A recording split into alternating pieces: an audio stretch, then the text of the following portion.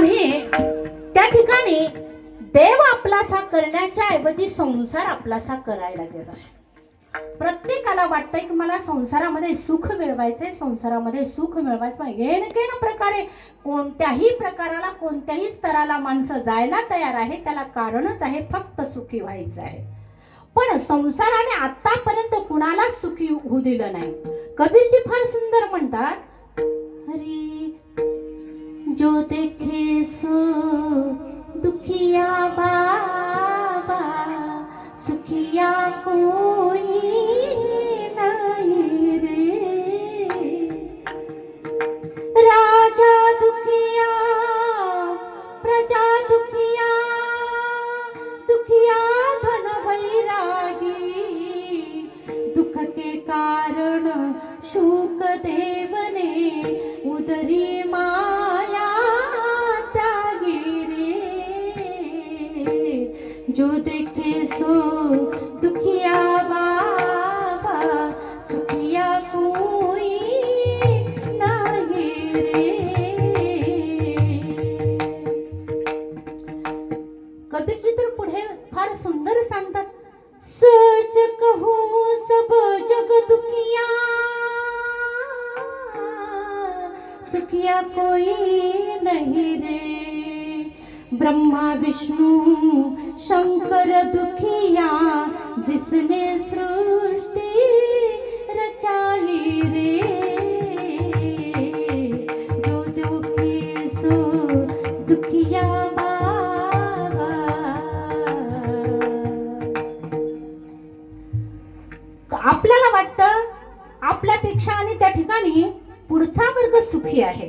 गरिबाला वाटतं श्रीमंत सुखी असेल, श्रीमंताला वाटतं अब्जाधीश सुखी असेल. पण खरं जर पाहायला लागलं तर सुखी कुणीच नाही. माझ्याजवळ जोपर्यंत 10 रुपये नाही तोपर्यंत मला कुणाच्या हातात 10 रुपये दिसले असं वाटतंय की ते 10 रुपये माझ्याकडे आले तर मला सुख मिळेल.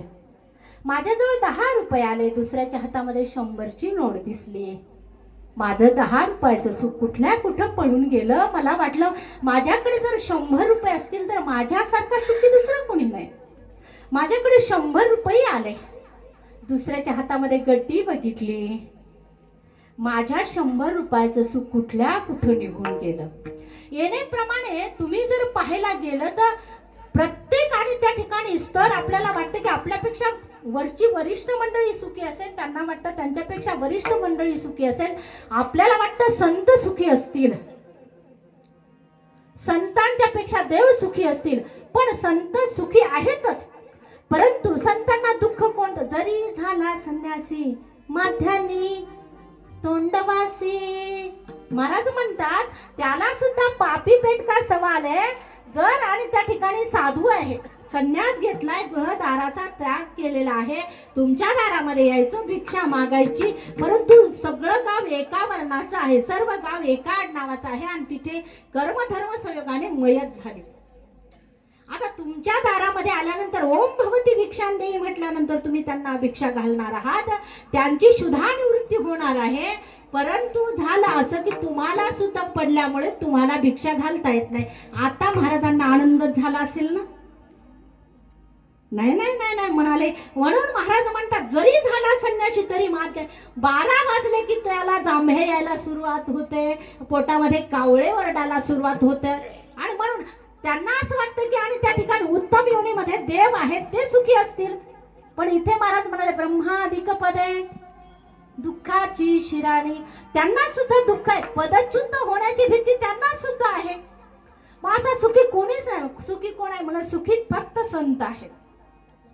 म्हणून तुकोबा राय म्हणजे तुम्हाला जर सुखी व्हायचं असेल तर तुम्हाला हे जे दिसणारे माईक पदार्थ आहे, दृष्टीपथाला येणारे ह्या सर्व माईक गोष्टीने फक्त दुःख दुःख आणि दुःख तुम्हाला प्राप्त होणार आहे.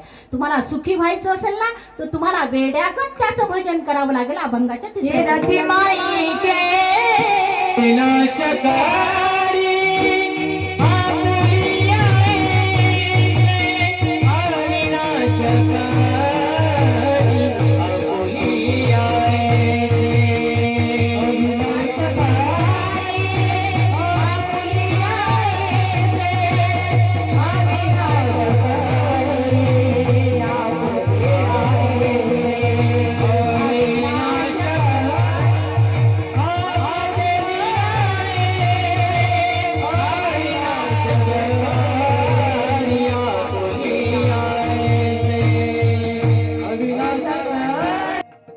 आपला करायचा असेल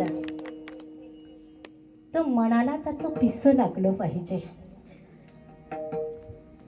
कारण देव जर आपला जर झाला तर बाकी कोणतीच सुख मागं राहत नाही. देव सुखाचा सागर आहे. त्याच्यासाठी आठ एवढीच आहे, त्याचं भजन इतकं झालं पाहिजे. आठव गेले भावा भाव, इथपर्यंत ते भजन झालं पाहिजे. देवाचं पिसं लागलं गोपिकांना. गोपिका कुठे हिमालयात गेल्या नाही. गोपिकांनी कोणता वेदाचा अभ्यास केला नाही. गोपिकांनी कोणती व्रत वैकल्य केले नाही. परंतु रात्रंदिवस एवढा भगवंताचा ध्यास लागला, एवढा भगवंताचा ध्यास लागला की त्यांना आपल्या कर्मामध्ये सुद्धा त्याची अनुभूती व्हायला लागली. हे का नाही?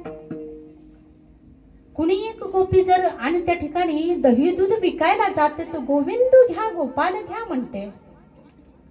हे का नाही?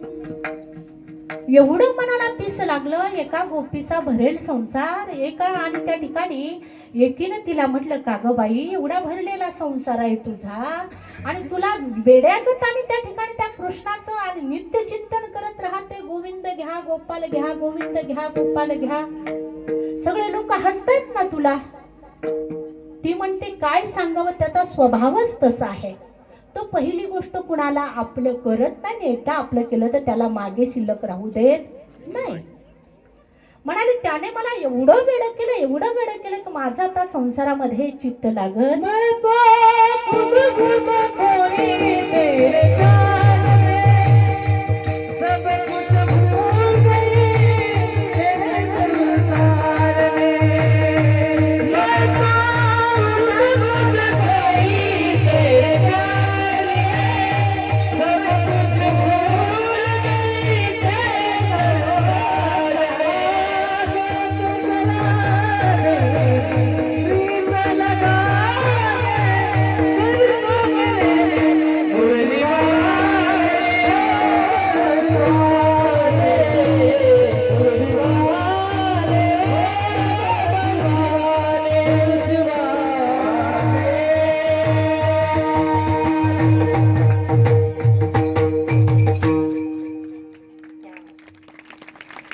मी त्याच्या प्रेमामध्ये एवढी वेडी झाले की मला आता कशातच माझं चित्त लागत नाही. आणि एक मराठी गवळण फार सुंदर म्हणते, हरी झाले वेडी मी देवा तुझ्या पायी. चित्त संसारी लागत नाही रे. चित्त संसारी लागत नाही रे. चित्त संसारी लागत नाही. आणि आता या संसारामध्ये चित्तच राहिलं नाही. हरिने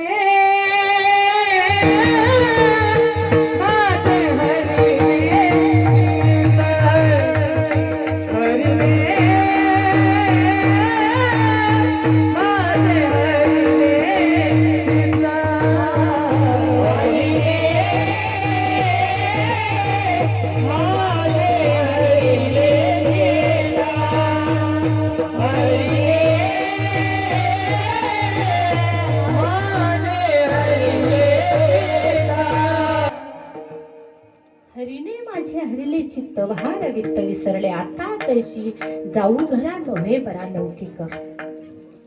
त्याने माझ्या चित्ताचं हरण करून घेतलं. आता मला घरी कसं जावं याची चिंता पडली.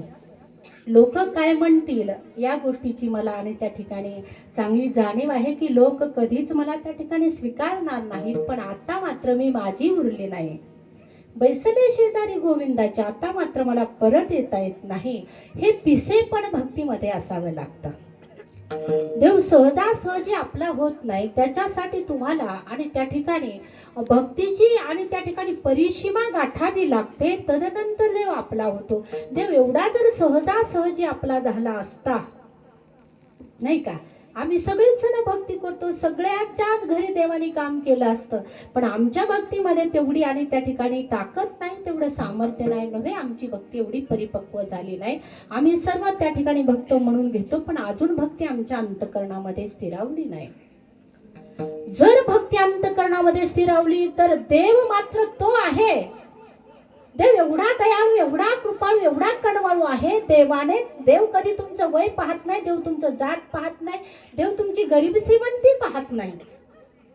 देवाने जर वय पाहिलं असतं तर 5 वर्षाच्या ध्रुवाला कधीच देव भेटला नसता. देवाने स्त्री पुरुष हा भेद जर जाणला असता तर कधीच शबरीच्या आणि आश्रमामध्ये देव गेला नसता. देवाने गरीब श्रीमंती जर पाहिली असती तर कधीच आणि त्या ठिकाणी विदुरजीच्या कन्या भक्षण करायला देव गेला नसता. देवाजवळ गरिबी श्रीमंती स्त्री पुरुष हा कोणताच भेद नाही, लहान मोठा, फक्त त्याला गरज आहे. तुका म्हणे येते भावाची, शुद्ध ज्याचा भाव झाला तुरीलाही देव प्याला, तुरीलाही देव प्याला, तुरीलाही देव प्याला, तुरीलाही देव प्याला, तुरीलाही देव प्याला, तुरीलाही देव प्याला,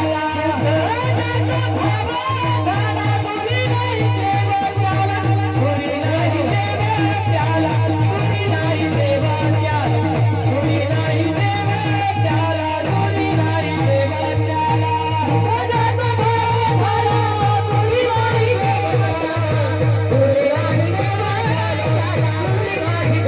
तुरीलाही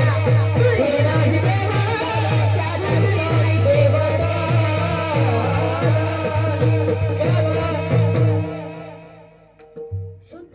भाव झाला दुरी नाही देव त्याला, देवा कारणे भाव तस्मात देणे न लगे फारसे वित्त. किंवा तुका म्हणे एक भावाची कारण. इथे फक्त आणि त्या ठिकाणी शुद्ध भावाची गरज आहे देवाला. देव आपला करायचा असेल तर त्यासाठी अंतःकरणामध्ये शुद्ध भावाची गरज आहे. प्रेमाचा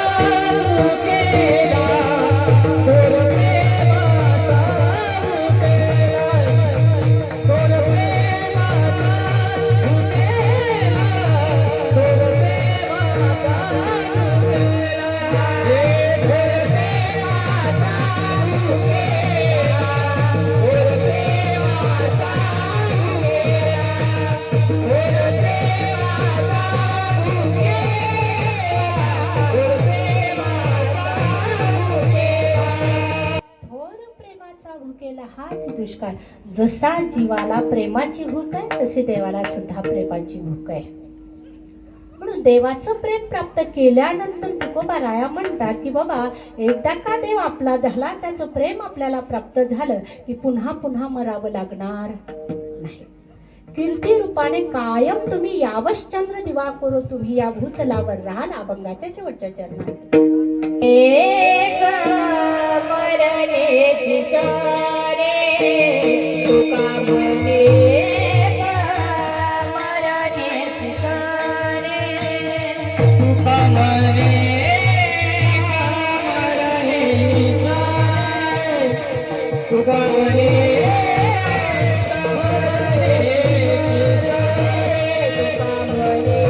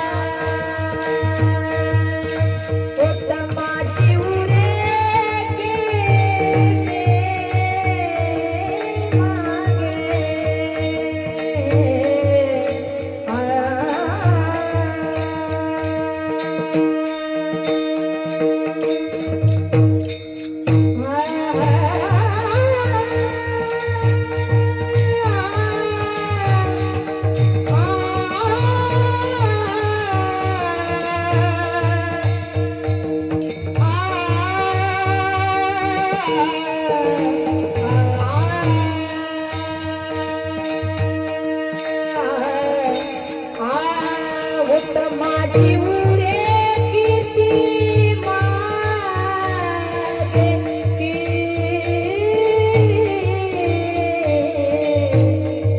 मागे